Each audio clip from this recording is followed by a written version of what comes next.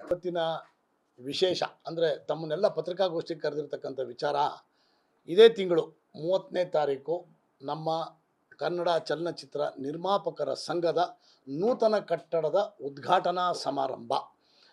ಭಾನುವಾರ ಬೆಳಗ್ಗೆ 10:30ಗೆ 11 ಗಂಟೆ ಅಷ್ಟೊತ್ತಿಗೆ ರಾಜ್ಯದ ಮುಖ್ಯಮಂತ್ರಿಗಳು ಕೂಡ ಬರ್ತಾ ಇದ್ದಾರೆ. ಭಾಳಷ್ಟು ಜನ ನಮ್ಮ ಅಂದರೆ ಪ್ರೋಟೋಕಾಲಲ್ಲಿ ಕೆಲವರು ಇದ್ದಾರೆ, MLA ಮತ್ತು MP ಅವರು ಬರಲೇಬೇಕು.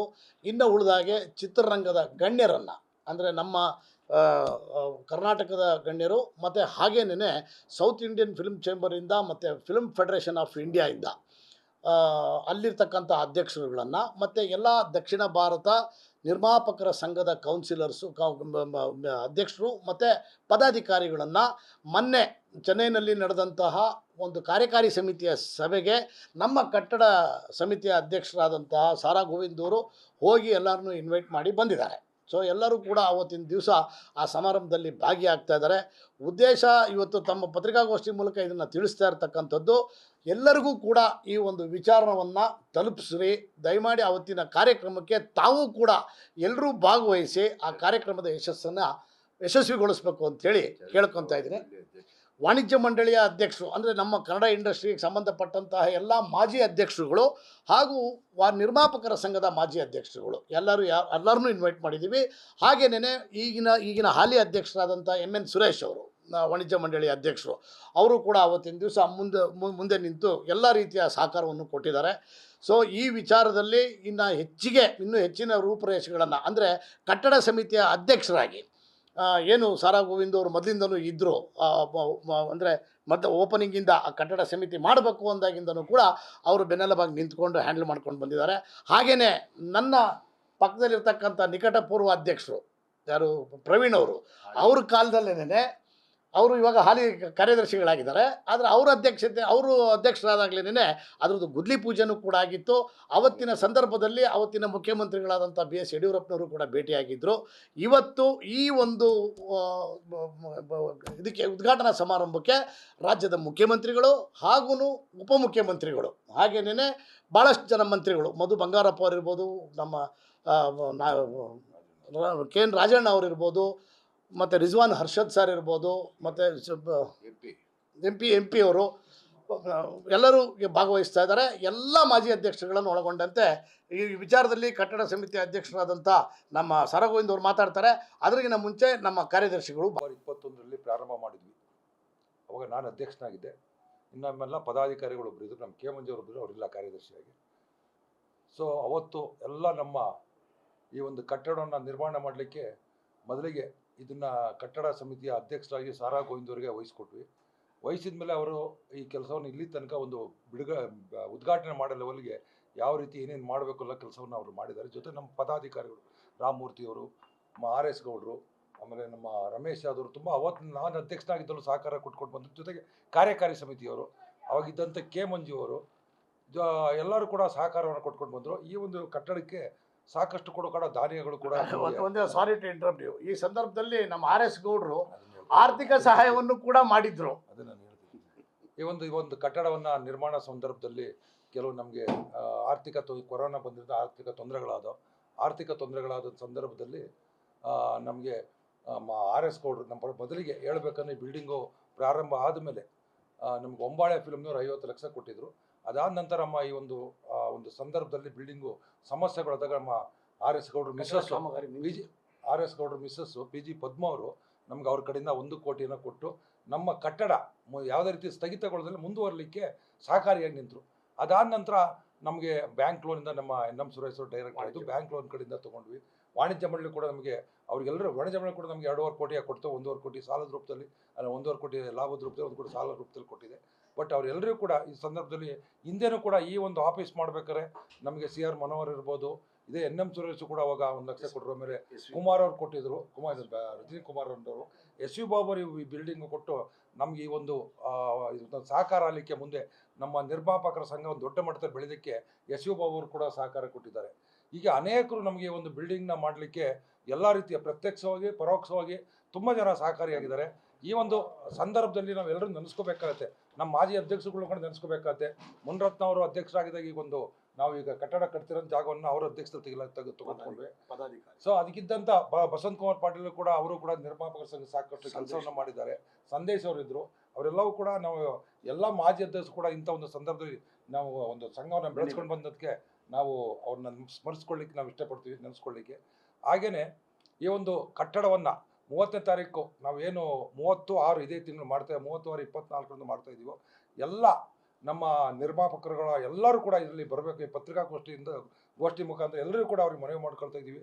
ಮತ್ತು ನಿರ್ಮಾಪಕರು, ಪ್ರತಿಯೊಬ್ಬರು ನಿರ್ಮಾಪಕರು, ಇದು ನಿಮ್ಮ ಕಟ್ಟಡ, ನಿಮ್ಮ ಒಂದು ಹಕ್ಕು ಬರಬೇಕು. ಬಂದು ಅವತ್ತು ಕಾರ್ಯಕ್ರಮ CM ಅವ್ರು ಬರ್ತಿದ್ದಾರೆ, ಶಿವರಾಜ್ ಕುಮಾರ್ ಬರ್ತಿದ್ದಾರೆ, DCM ಬರ್ತಿದ್ದಾರೆ, ಜಗ್ಗೇಶ್ ಅವ್ರು ಬರ್ತಿದ್ದಾರೆ, ಇನ್ನು ಮಿನಿಸ್ಟ್ರುಗಳು ಬರ್ತಿದ್ದಾರೆ, ಆಮೇಲೆ ನಮ್ಮ NM ಸುರೇಶ್ ಅವರು ವಾಣಿಜ್ಯ ಮಂಡಳಿ ಅಧ್ಯಕ್ಷರಾಗಿ ಇದಕ್ಕೆ ಭಾಗವಹಿಸ್ತಿದ್ದಾರೆ, ಆಮೇಲೆ ದಕ್ಷಿಣ ಭಾರತದ ಅಧ್ಯಕ್ಷರಾದಂಥ ರವಿ ಕೊಟ್ಟಾರ್ ಬರ್ತಾರೆ. ಸೊ ಈಗ ಇನ್ನು ಅನೇಕ ನಮಗೆ ವಿಶೇಷ ಆಹ್ವಾನಿತರ ಕರೆದಿದ್ವಿ. ಇಂಥ ಒಂದು ಸಂದರ್ಭದಲ್ಲಿ ನಮ್ಮ ಎಲ್ಲ ನಿರ್ಮಾಪಕರು ಈ ಒಂದು ಕಾರ್ಯಕ್ರಮ ಬಂದು ಯಶಸ್ವಿಗೊಳಿಸಿದ್ರೆ ನಮಗೂ ಕೂಡ ಭಾಳ ಒಂದು ದೊಡ್ಡ ಹೆಸರು ಬರ್ತದೆ, ಸಾರ್ಥಕವಾಗುತ್ತೆ. ಕಟ್ಟಡ ಸ್ವಂತ ಕಟ್ಟಡ, ಅದರ ಬಗ್ಗೆ ಅಧ್ಯಕ್ಷರು, ಕಾರ್ಯದರ್ಶಿಗಳು ಎಲ್ಲವನ್ನ ನಿಮ್ಗೆ ತಿಳಿಸಿದ್ದಾರೆ. ಈ ಕಟ್ಟಡ ಪ್ರಾರಂಭ ಆಗೋದಕ್ಕೆ ಮುಂಚೆ ಈ ಕಟ್ಟಡದ ಸಂಪೂರ್ಣವಾದಂಥ ಜವಾಬ್ದಾರಿಯನ್ನು ನನಗೆ ವಹಿಸಿ ನೀವು ಮಾಡಿಕೊಡ್ಬೇಕು ಮುಂದೆ ನಿಂತು ಅಂತ ಹೇಳಿ ಎಲ್ಲ ಮಾಡಿದ್ದಾರೆ. ಅದರಿಂದ ಇವತ್ತು ನನಗೆ ಖುಷಿ ಏನಪ್ಪ ಅಂತ ಹೇಳಿದ್ರೆ, ಸೌತ್ ಇಂಡಿಯಾ ಅಂದರೆ ದಕ್ಷಿಣ ಭಾರತದಲ್ಲಿ ನಿರ್ಮಾಪಕರ ಸ್ವಂತ ಕಟ್ಟಡ ಯಾವುದೂ ಇಲ್ಲ.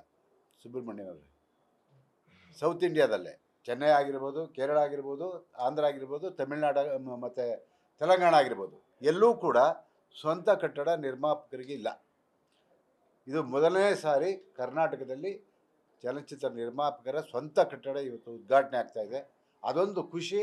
ಅದಕ್ಕೆ ಆ ಎಲ್ಲ ಜವಾಬ್ದಾರಿಯನ್ನು ಎಲ್ಲ ಪದಾಧಿಕಾರಿಗಳು, ನಾನು ಒಬ್ಬನೇ ಅಲ್ಲ, ಇದಕ್ಕೆಲ್ಲರೂ ಕೈ ಜೋಡಿಸಿದ್ದಾರೆ. ಕಾರ್ಯಕಾರಿ ಸಮಿತಿಯ ಸದಸ್ಯರು ಕೈ ಜೋಡಿಸಿದ್ದಾರೆ. ಮತ್ತು ಅನೇಕ ಜನ ಉಳ್ಳವರು ಬಹಳಷ್ಟು ಸಹಕಾರವನ್ನು ಕೊಟ್ಟಿದ್ದಾರೆ. ಅವ್ರನ್ನೆಲ್ಲ ಇಲ್ಲಿ ನೆನೆಸ್ಕೋಬೇಕು.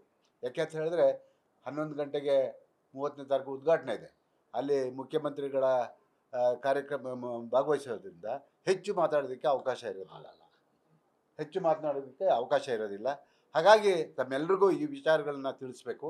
ಮತ್ತು ಈ ಮುಖಾಂತರ ನಾವು ಸ್ವಂತ ಕಟ್ಟಡನ ಕಟ್ಟಿರೋದಕ್ಕೆ ಇವತ್ತು ಇಡೀ ಚಿತ್ರೋದ್ಯಮ ನಮಗೆ ಬೆನ್ನೆಲುಬಾಗಿ ನಿಂತಿದೆ. ನಾನು ಈ ಮುಖಾಂತರ, ಮಾಧ್ಯಮದ ಮುಖಾಂತರ ಎಲ್ಲ ನಿರ್ಮಾಪಕರು, ಹಂಚಿಕೆದಾರರು ಮತ್ತು ಪ್ರದರ್ಶಕರು ಮತ್ತು ಎಲ್ಲ ನನ್ನ ಕಾರ್ಮಿಕರ ಒಕ್ಕೂಟ, ಇವರೆಲ್ಲರೂ ಕೂಡ ಇವತ್ತು ನಮ್ಮೆಲ್ಲರಿಗೂ ಇನ್ವಿಟೇಷನ್ ಕಳಿಸ್ತೀವಿ. ಆದರೆ ಇವತ್ತು ಅವೆಲ್ಲರೂ ಕೂಡ ಭಾಗವಹಿಸಬೇಕು ಅವತ್ತು ಅಂತ ಹೇಳಿ ನಾನು ಮನವಿಯನ್ನು ಮಾಡ್ಕೊಳ್ತಾ ಇದ್ದೀನಿ. ಇವತ್ತು ನಿಜವಾಗಿ ನಮಗೆಲ್ರಿಗೂ ಒಂದು ಅದು ಎಂಥ ಜಾಗದಲ್ಲಿ ಅವತ್ತಿನ ಅಧ್ಯಕ್ಷರು ಮುನಿರತ್ನ ಅವರು, ಇದಕ್ಕೆ ಹಣ ನಮ್ಮ ನಿರ್ಮಾಪಕರ ಕೊಡುಗೆ ಜಾಸ್ತಿ ಇದೆ. 100ಕ್ಕೆ 100 ನಿರ್ಮಾಪಕರ ಹಣದಿಂದನೇ ಈ ಒಂದು ಕಟ್ಟಡವನ್ನು ಕಟ್ಟಿರೋದು, ಬೇರೆ ಯಾರ ಹಣದಿಂದನೂ ಅಲ್ಲ. ನಿರ್ಮಾಪಕರು ಕೊಟ್ಟಿರೋದು ಮತ್ತು ದಾನಿಗಳು ಕೊಟ್ಟಿರೋದ್ರಿಂದನೇ ಈ ಒಂದು ಬಿಲ್ಡಿಂಗ್ ಕಟ್ಟಡ ಆಗ್ತಾ ಇರೋದು. ಯಾಕೆ ಅಂತ ಹೇಳಿದ್ರೆ ಈ ಮಾತನ್ನು ಹೇಳಲೇಬೇಕು. ಚಲನಚಿತ್ರ ವಾಣಿಜ್ಯ ಮಂಡಳಿಯಲ್ಲಿ ಒಬ್ಬ ಸದಸ್ಯನಾದ ಮೇಲೆ ನಾವೊಂದು ನಿಯಮವನ್ನು ತಂದು, ಈ ಒಂದು ನಿರ್ಮಾಪಕರ ಸಂಘ ಎತ್ತರದ ಮಟ್ಟಕ್ಕೆ ಬೆಳಿಬೇಕು, ಗಟ್ಟಿಯಾಗಿ ನಿಲ್ಲಬೇಕು ಅನ್ನೋ ಒಂದು ಉದ್ದೇಶ ಇಟ್ಕೊಂಡು ನಾವು ಅಲ್ಲಿ ಮೆಂಬರ್ ಮಾಡಿಕೊಂಡಾಗ, ನಾನು ಅಧ್ಯಕ್ಷನಾಗಿದ್ದಾಗ, ಅದಕ್ಕೆ ಮುಂಚೆನೂ ಮತ್ತು ಈಗಲೂ ಕೂಡ ನಿರ್ಮಾಪಕರ ಸಂಘಕ್ಕೆ ಕಡ್ಡಾಯವಾಗಿ ಸದಸ್ಯತ್ವ ಪಡೆದ ಮೇಲೇ ನಾನು ವಾಣಿಜ್ಯ ಮಂಡಳಿಯಲ್ಲಿ ಅವರಿಗೆ ಸದಸ್ಯತ್ವ ಕೊಡ್ತಾ ಇದ್ದಿದ್ದು.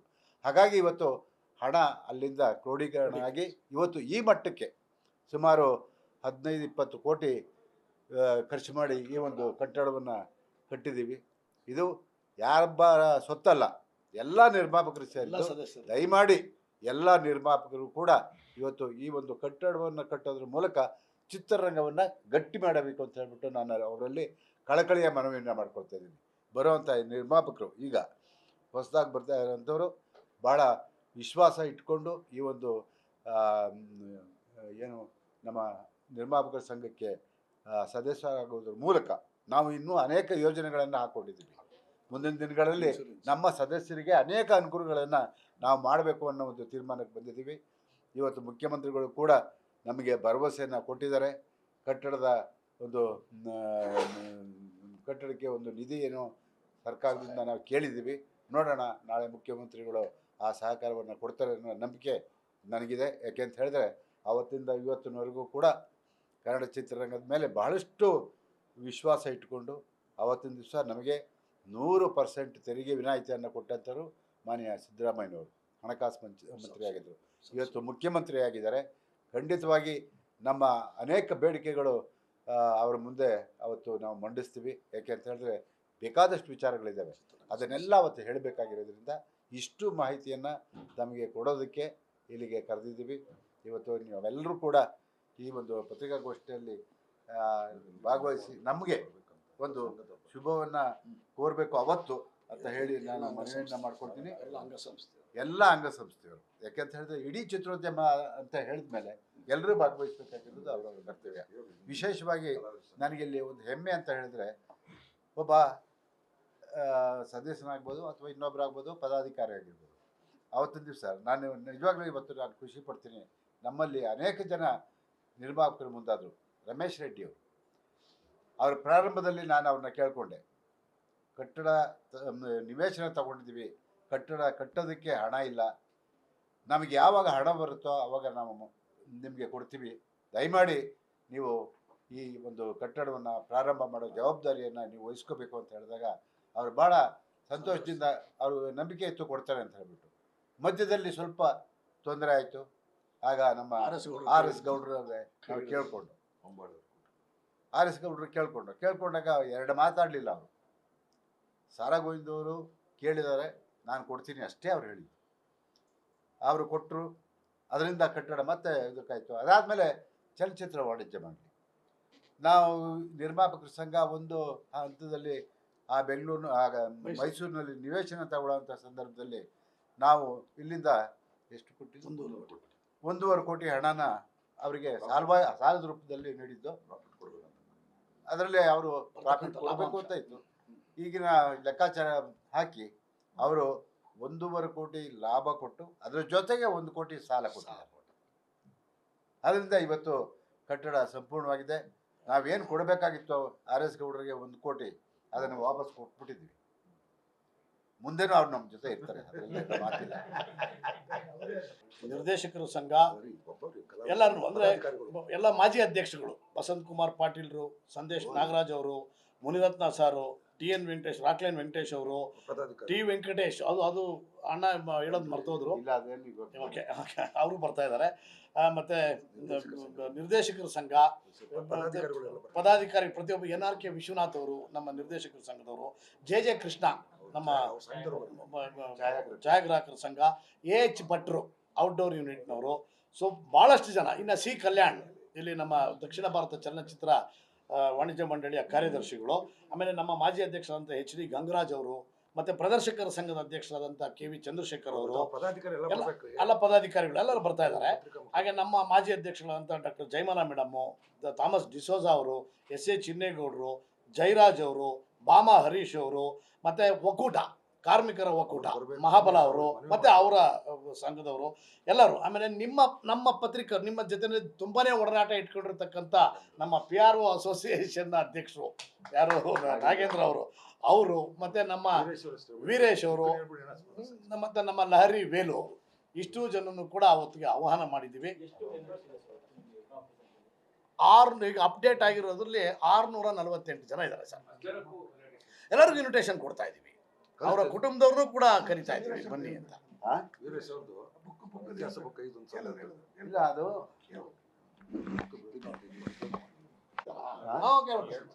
ಹೇಳಿ, ಅವರು ಹೇಳಿ. ಒಂದು 43 ವರ್ಷ ನಿರ್ಮಾಪಕರ ಸಂಘ ಸ್ಥಾಪನೆಯಾಗಿ ಅದರ ಒಂದು ನೆನಪಿಗೋಸ್ಕರ ಒಂದು ಸ್ಮರಣ ಸಂಚಿಕೆಯನ್ನು ತರ್ತಾ ಇದ್ದೀವಿ.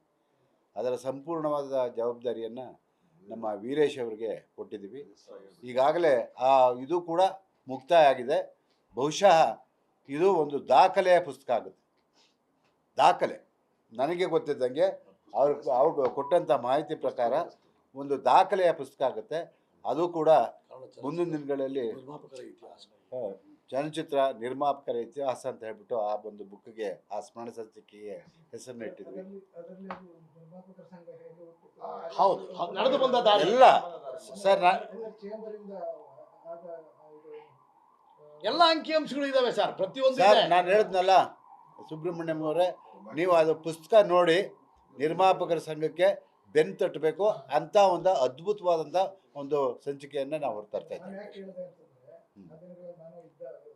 ಗೊತ್ತು ಅಲ್ಲಿ ಆಗಿದ್ದ ಅಧ್ಯಕ್ಷರಿಗೆ ಒಂದು ಅಧ್ಯಕ್ಷರ ಜೊತೆ ಘರ್ಷಣೆಯಾಗಿ ವಾಣಿಜ್ಯ ಮಂಡಳಿಯಿಂದ ನಮಗೇನು ಸಹಾಯ ಆಗಲ್ಲ ಅಂತ ಅಂದ್ಬಿಟ್ಟು ಪ್ರತ್ಯೇಕವಾಗಿ ನಮ್ಮ ಅಸ್ತಿತ್ವ ಬೇಕು ಅಂತ ಹುಟ್ಕೊಂಡ ಸಂಸ್ಥೆ HMK ಮೂರ್ತಿ ಅವರ ಅಧ್ಯಕ್ಷತೆಯಲ್ಲಿ. ಅದಾದ್ಮೇಲೆ ಏನೇನು ಬೆಳವಣಿಗೆಗಳಾಯ್ತು, ಯಾರ ಆಫೀಸ್ ಇತ್ತು ಅದರ ಆಫೀಸನ್ನೇ ಅವೆಲ್ಲ ಬರ್ತದೆ. ಸಂಘದ ಅಧ್ಯಕ್ಷ ಅದು ಪುನರಾವರ್ತನೆ ಆಗಬಾರ್ದು ಅನ್ನೋ ಕಾರಣಕ್ಕೇನೆ ನಿರ್ಮಾಪಕರಿಗೆ ಸ್ವಂತ ಸೂರು ಬೇಕು ಅನ್ನೋ ಕಾರಣಕ್ಕೆ ನಾವು ಮಾಡಿದ್ವಿ ಸರ್. ಅಲ್ಲ, ಅವ್ರ ಅದೇ ಇತಿಹಾಸ ಸರ್ ನೋಡ್ಬೇಕಂತ ಹೇಳಿ ಆ ಎಲ್ಲ ಮಾಹಿತಿಗಳು ಬರುತ್ತೆ. ಎಲ್ಲ ಮಾಹಿತಿಗಳು. ಪ್ರತಿಯೊಂದು ಯಾಕೆ ಒಂದು ನಿರ್ಮಾಪಕರ ಸಂಘ ಆಯಿತು ಅದೆಲ್ಲವೂ ಬರುತ್ತೆ. ಒಂದು ಅದ್ಭುತವಾದಂಥ ಪುಸ್ತಕ ಸರ್. ಎಲ್ಲ ಮಾಹಿತಿಗಳಿದ್ರೆ ಹಾ. ಅವೆಲ್ಲ ಶಾಸ್ತ್ರಿ ಅವರು ಫೋಟೋನು ಮತ್ತೆ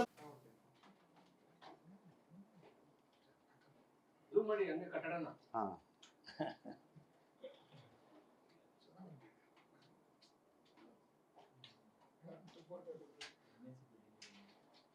ಕಟ್ಟಡ ಇದು ಸ್ವಂತ ಇರೋದೆ. ಕೊಡಿ ಕೊಟ್ಬಿಡ್ರಿ. ಸ್ನ್ಯಾಕ್ಸ್ ಕೊಡಿ.